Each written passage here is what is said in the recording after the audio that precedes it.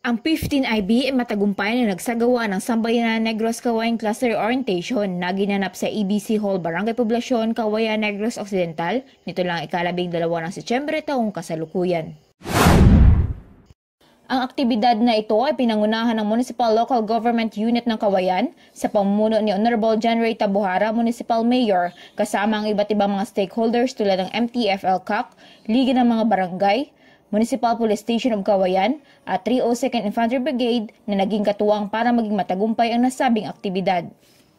Ang isang araw na orientasyon ay nakatuon sa pagbibigay ng masusing kaalaman sa mga kalahok tungkol sa layunin ng Sambayanan Negros Cagayan Cluster at ang mahalagang papel nito sa pagsulong ng kapayapaan at kaunlaran sa rehiyon.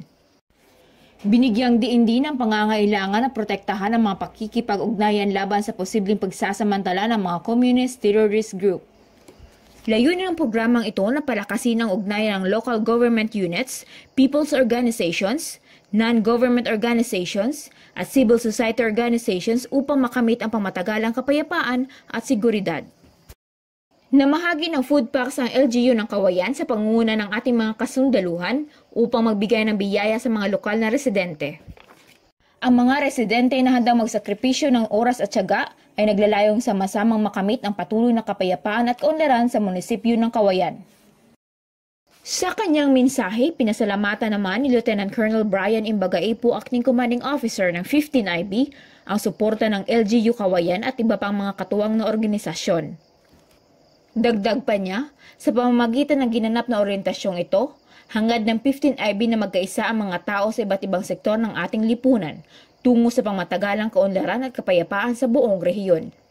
Ipinahayag niya rin na mas maiging maintindihan natin na ang seguridad ay responsibilidad ng bawat mamamayang Pilipino na may pagmamahal sa bansa katulad ng pagmamahal sa sarili at sa pamilya. At yan ang hatid naming balita sa araw na ito mula rito sa ABC Hall. Para sa Leon Kila TV News, kamatuuran, pakadto sa katawhayan, Camila Serna, nag-uulat.